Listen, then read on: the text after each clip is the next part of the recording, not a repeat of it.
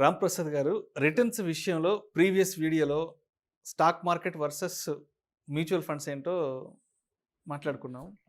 అయితే ఇప్పుడు ఈ వీడియోలో mutual funds versus real estate. So దేంట్లో ఎక్కువ రిటర్న్స్ వచ్చే అవకాశం ఉందంటారు? ఏది బెస్ట్ అంటారు?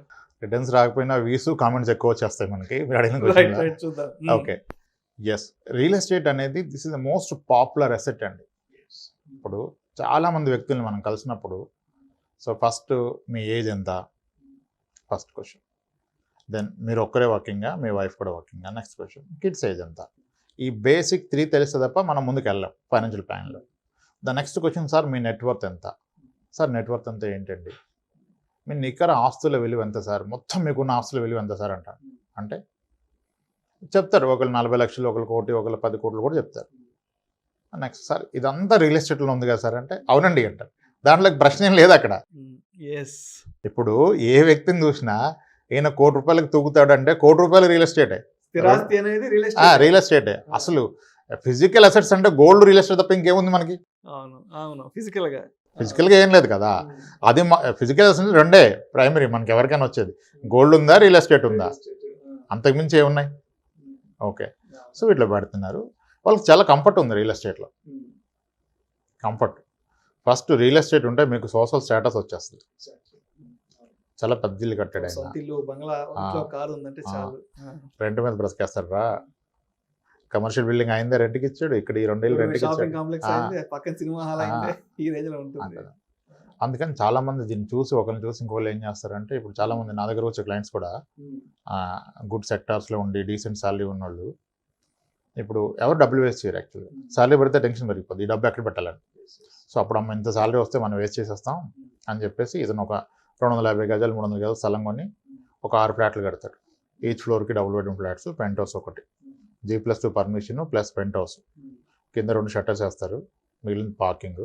ఈచ్ ఫ్లోర్లో 2 డబుల్ బెడ్రూమ్లు, పైన ఒక డబుల్ బెడ్రూమ్, 5 ఫ్లాట్స్ కింద. అయితే ఇక్కడ ఏంటంటే ఇన్వెస్ట్మెంట్ కదా మనం మాట్లాడుతుంది. మ్యూచువల్ ఫండ్స్ అన్నా, రియల్ ఎస్టేట్ అయినా, గోల్డ్ అయినా 3 ఇన్వెస్ట్మెంట్లు. అయితే ఒక క్లాజ్ ఏంటంటే, మీరు ఉండటానికి ఒక ఇల్లు కొనుక్కున్నట్లయితే అది ఇన్వెస్ట్మెంట్ కాదు. సొంత ఇల్లు కొని అది రియల్ ఎస్టేట్ కాదు అసలు. అది మీరు ఉండటానికి కదా, అది కన్జంప్షన్ పర్పస్. మీరు ఎంజాయ్ చేస్తారు దాన్ని. సో అది పెట్టుబడిలాగా ట్రీట్ చేసి ఎంత పెరుగుద్ది అంటే ఉపయోగం లేదు. అది పెరగడానికి తగ్గడానికి కాదు. మీరు ఉండటానికి మీ కంఫర్ట్ కొరకు, మీ ఫ్యామిలీ సైజుని బట్టి మీరు ఒక ఇల్లు కొనుక్కున్నారు. సో అది కాదు. రియల్ ఎస్టేట్ అది ఇన్వెస్ట్మెంట్ అన్నప్పుడు, when you are buying a second property, రెండో హౌస్, రెండో ఇల్లు కొన్నప్పుడు అది ఇన్వెస్ట్మెంట్ కిందకి వస్తుంది. ఓకే, సో అప్పుడు దానికి పర్పస్ ఆఫ్ ఇన్వెస్ట్మెంట్ ఏంటనేది ఫస్ట్ క్వశ్చన్. మీరు ఎందుకు కొంటున్నారు రెండో ఇల్లు? శాలరీ ఎక్కువ వచ్చింది కాబట్టి డబ్బులు వేస్ట్ అయిపోతుందని కొన్నారా? అవును సార్, అందుకే కొంటున్నాను. లేదు సార్, ట్యాక్స్ బెనిఫిట్ వరకు కొంటున్నాను, ఫస్ట్ హౌస్ లోన్ క్లియర్ అయిపోయింది, మళ్ళీ హోమ్ లోన్ తీసుకుంటే నాకు 2 lakhs వరకు సెక్షన్ 24లో బెనిఫిట్ వస్తుంది కదా, అందుకని కొంటున్నాను. లేదు సార్, నేను హైలీ ఇండిసిప్లిన్ సార్, నాకు ₹1,00,000 వచ్చినప్పుడు సార్లు ఇలాగే బ్రతికాను, 2 లక్షలు వస్తే కూడా అలాగే అన్నీ అయిపోతున్నాయి సార్. సో కాబట్టి కనీసం ఒక 70,000 ఈఎంఐ ఉంటే కానీ నేను సెట్ అవుట్ అవునని నేను పెట్టాను సార్ అంటాడు. ఎస్, అంతవరకు ఓకే. అయితే ఇన్వెస్ట్మెంట్ అన్నప్పుడు ఏం ఎక్స్పెక్ట్ చేస్తారు? ఒకటి, దాని నుంచి మంత్లీనా ఇయర్లీనా వచ్చే ఇన్కమ్ ఒకటి. ఓకే, ఇంకోటి లాంగ్ రన్లో అది ఒక అప్రిషియేషన్ ఎంత. ఈ 2 విషయాలు కదా చూడాల్సింది ఇన్వెస్ట్మెంట్ అంటే. మ్యూచువల్ ఫండ్ ఏంటి, డివిడెంట్ ఆప్షన్ పెట్టకుండా గ్రోత్ ఆప్షన్లో పెడితే ఎంత పెరిగే అవకాశం ఉందో చూసుకుంటున్నాం. సో ఇప్పుడు అంతా గూగుల్ చేసి కింద మీద వేస్తే కూడా మ్యూచువల్ ఫండ్స్లో ఎంత దరిద్రమైన ఫండ్ అయినా 12% వచ్చిందని తెలిపోతుంది. 12% అయితే కన్ఫామ్ కదా. 14లో 15లో 26 22 వదిలేయండి, మొత్తం వదిలేసేయండి, 12% పట్టుకోండి మ్యూచువల్ ఫండ్స్లో, 12% ఇచ్చింది. ఓకే, ఇది ఫస్ట్. ముందు ఇది నమ్ముతారు కదా, ఇది ప్రూవ్ అయిపోయింది కదా, 12% అయితే ఇస్తుంది మ్యూచువల్ ఫండ్ లాంగ్ రన్లో, not in short run. Okay, ఇప్పుడు రియల్ ఎస్టేట్ ఎంత ఇచ్చింది అనేది ఒక క్వశ్చన్. రియల్ ఎస్టేట్ ఎంత పర్సంటేజ్ ఇస్తుంది? ఓకే, యాక్చువల్గా కొన్ని ఫైనాన్షియల్ వీడియోస్లో మనం రూల్ ఆఫ్ 72 అని కొన్ని వీడియోస్ చేసాం. రూల్ ఆఫ్ 72 అంటే మీ ఇన్వెస్ట్మెంట్ ఎన్ని ఇయర్స్లో డబుల్ అయిద్దో తెలుసుకోవాలంటే రూల్ ఆఫ్ 72 వాడండి అని చెప్పారు. ఎలా అంటే 72 divided by rate of interest చేస్తే మీకు వచ్చే ఆన్సరు అన్ని ఇయర్స్లో డబుల్ అవుద్దని.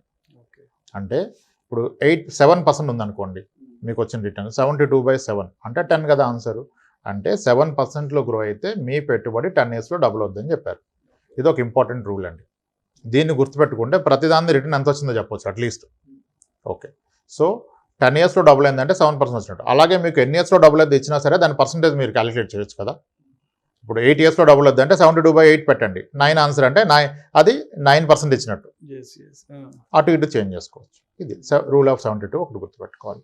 ఇప్పుడు రియల్ ఎస్టేట్ టిపికల్గా హైదరాబాద్లో ఒక వ్యక్తి ప్రాపర్టీ కొన్నారు. కూకట్పల్లిలో డబుల్ బెడ్రూమ్ ఫ్లాట్ కొన్నాడు. ఆయన 30 లక్షలు కొన్నారు 2011లో. 20-60 లక్షలు అయిపోయింది. డబుల్ అయిపోయింది. మోస్ట్ ఆఫ్ ద కేసెస్లో డబుల్ అయిపోయింది. 10 yearsలో డబుల్ అంటే ఎంత పర్సెంటేజ్ పెరిగిందండి?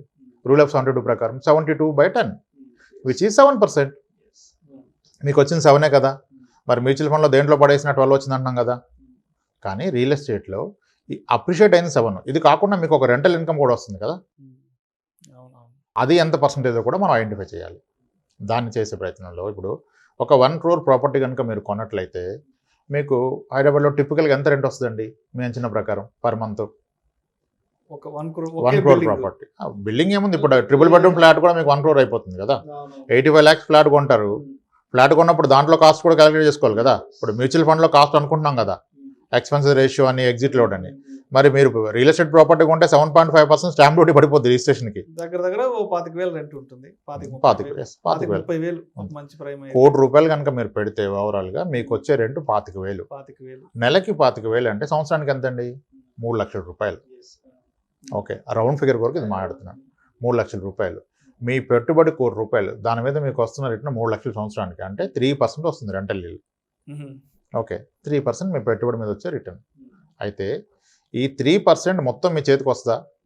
మీరు ఇన్కమ్ ట్యాక్స్ పేయర్ అయితే యాక్చువల్గా మీకు వస్తున్న రెంటల్ ఇన్కమ్ కూడా ట్యాక్సిబుల్. సరే, అది వదిలేసేయండి, ఎవరు పే చేస్తున్నారు ప్రాక్టికల్గా, అది వదిలేసేయండి. మీరు ఇల్లు కొంటే ఎవ్రీ ఇయర్ రిపేర్లు వస్తాయి ఎంతో కొంత, మీరు మున్సిపల్ ట్యాక్స్లు కడతారు, దానికి ఒక 0.5% పోతే మీకు వచ్చేది నెట్ ప్రాక్టికల్గా 2.5%. ఓకే, అప్రిషియేషన్ ఏమో 7%, ఇది 9.5% రిటర్న్. డెఫినెట్గా రియల్ ఎస్టేట్ అనేది 9.5 అంటే ఫిక్స్డ్ డిపాజిట్స్ కన్నా, పిఎఫ్ కన్నా, సుకన్య సమృద్ధుల కన్నా, మీ ఎల్ఐసి ఇన్వెస్ట్ కన్నా గ్రేట్ ఇన్వెస్ట్మెంట్ రియల్ ఎస్టేట్. మంచి ఇన్వెస్ట్మెంట్ మంచి ఇన్వెస్ట్మెంట్ అంటే అప్రిషియేషన్ బాగుంది కదా. 9% ఈజ్ గుడ్, రైట్? గుడ్ కదా. కానీ మ్యూచువల్ ఫండ్ వాళ్ళు కదా ఇది కదా. మరి అప్పుడు రెండిట్లో.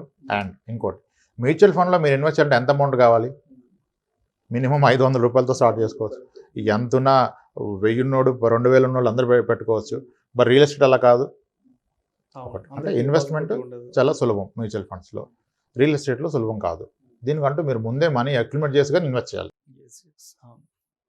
ఒక డిఫరెన్స్. నెక్స్ట్ ఇంకోటి, ఇప్పుడు నాకు వస్తున్న సంపాదన అంతా పెట్టి ఒక రియల్ ఎస్టేట్ అసెట్ నేను అక్యుములేట్ చేస్తున్నాను. సంపాదన మొత్తం ఇప్పుడు 1,00,000 రూపాయలు శాలరీ ఉన్న వ్యక్తి ఫస్ట్ హౌస్ లోన్ క్లోజ్ చేశాడు. With lot of discipline close చేసి పట్టేశాడు. వచ్చిన శాలరీ అంతా కట్టేశాడు, క్లోజ్ చేశాడు.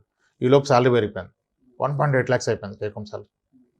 అరే ఏం చేసుకుంటాను నేను? ఇప్పుడు ఆ శాలరీస్ ఉన్నాయి చాలా ఇండస్ట్రీస్లో, అట్లీస్ట్ ఐటీలో. ఇప్పుడు వెంటనే ఆయన ఏం చేస్తాడు? ఈ డబ్బులన్నీ వేస్ట్ అయిపోతున్నాయి. అన్నింటిలో పెడుతున్నాడు ఆల్రెడీ. సుకన్య సమృద్ధిలో పెడుతున్నాడు, ఎల్ఐసీలో పెడుతున్నాడు, ఎస్ఐపీ పెడుతున్నాడు, అన్నీ పెడుతున్నాడు కదా. అయినా ఇంకా 60-70 చేతిలో మిగిలిపోతే ఏం చేయాలి? ఇంకో ప్రాపర్టీ కొంటాడు. ఈ ప్రాపర్టీ 20 years లోన్ తీసుకున్నారు, 80 lakhs లోన్ తీసుకున్నారు, 20 years పెట్టుకున్నారు, ఒక 65,000 ఈఎంఐ వస్తుంది.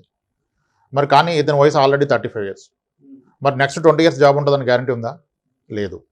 తీసుకున్నాక ఆ టెన్షన్ స్టార్ట్ అయిపోద్ది. అప్పుడు ఏం చేస్తాడు?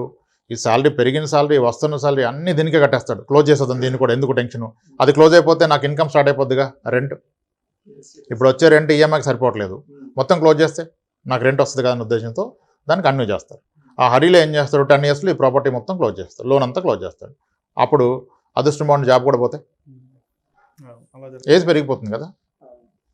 ప్రైవేట్ సెక్టారు, అన్సెక్యూర్డ్ జాబ్స్, మీ హెల్త్ సహకరించాలి, మీరున్న ఇండస్ట్రీ ఇంకా గ్రో అవ్వాలి, ఆపర్చునిటీస్ ఉండాలి. లేని పక్షంలో మీకు మిగిలింది ఒక ప్రాపర్టీ. లోన్ క్లోజ్ అయిపోయాను, లోన్ క్లోజ్ అవ్వకముందే జాబ్ పోతే అది ఇంకా టెన్షన్. అంటే హ్యావింగ్ ఏ బిగ్ లయబిలిటీ కొనుక్కుంటే అసెట్ కాదు మీరు కొనింది, టెన్షన్ కొనుక్కున్నారు, మెంటల్ టెన్షన్, హైపర్ టెన్షన్ కొనుక్కుంటారు మీరు. Okay, manageable is okay, return పక్కన పెట్టండి ఫస్ట్, మీరు ఎందుకు టెన్షన్ తీసుకోవాలి? ఓకే, సో ఆ విధంగా చూస్తే మనం మరీ పెద్ద ప్రాపర్టీ కనుక ప్లాన్ చేస్తే లేనిపోయిన టెన్షన్ కొని తెచ్చుకున్న వాళ్ళం అవుతాం. దాని మీద వచ్చే రిటర్న్ 9.5. వీటన్నిటికంటే మేజర్ పారామీటర్ చూడాల్సిన లిక్విడిటీ. రేపు నాకు అవసరం ఉంటే దీని నుంచి నాకు డబ్బులు వస్తాయా? And partial liquidity. నా 1 crore ఇన్వెస్ట్మెంట్లో నేను 10 లక్షలు 5 లక్షలు తీసుకోగలుగుతానా? అది రియల్ ఎస్టేట్లో పాసిబుల్ కాదు కదా. ఒక రూమ్ 2 రూమ్ ఎస్, మ్యూచువల్ ఫండ్స్లో అమ్ముకోవచ్చు కదా. రేపు టఫ్ టైం వస్తుంది, దీంట్లో డబ్బులు తీసుకోవచ్చు కదా. 6 నెలలు జాబ్ లేకపోతే 6 నెలలు మ్యూచువల్ ఫండ్లో ఉన్న 30 లక్షల నుంచి 20 లక్షల నుంచి నెల లక్ష రూపాయలు తీసుకోవచ్చు కదా. మరి నేను నాకున్న 1 crore ప్రాపర్టీ నుంచి నెల 2 లక్షలు తీసుకోలేను కదా. సో ఈ బేరీ చేసుకొని, అంటే మీకు ఇక్కడ మ్యూచువల్ ఫండ్స్ నడుస్తుంది, ప్రాపర్టీ ఇంతవరకు లేదు. First property no doubt sir, మీరు కొనాల్సిందే. First property is not real estate, అదంతా బేసిక్ నీడ్. దానికి వెళ్ళిపోండి, దాన్ని కూడా కాస్త ఆలోచించుకుని వెళ్ళండి. అంటే అదొక్కటే కొని ఇంకేమీ లేకుండా చేసుకోవద్దు. అది కొని మిగిలిన నడిస్తే దానికి వెళ్ళిపోండి. సెకండ్ ప్రాపర్టీ అప్పుడు మీరు ఈ క్యాలిక్యులేషన్ చేయండి. రిటర్న్ ఎంత వచ్చిందంటే రూల్ ఆఫ్ 72 అప్లై చేయండి. డబుల్ అయిపోయిందంటే మీరు ఉరుకోద్దు, ఇన్ఫ్లేషన్ కూడా 7 నడుస్తుంది. సో డబుల్ అయిందంటే కొనొద్దు, ఎంత రిటర్న్ ఇచ్చింది చూడండి, దాన్ని బట్టి మీరు తీసుకుంటే సరైన నిర్ణయం అవుతుంది. Thank you so much Ram Prasad గారు. నాకు కూడా ఎప్పటి నుంచో దీని మీద క్లారిటీ కావాలనుకుంటున్నాను, ఈ real estate versus mutual funds అనేది. అండ్ ఇవాళ మీ ద్వారా నాకు, అదేవిధంగా మన ప్రేక్షకులకు దీనికి సంబంధించి పూర్తి క్లారిటీ వచ్చింది sir. Thank you so much. Thanks.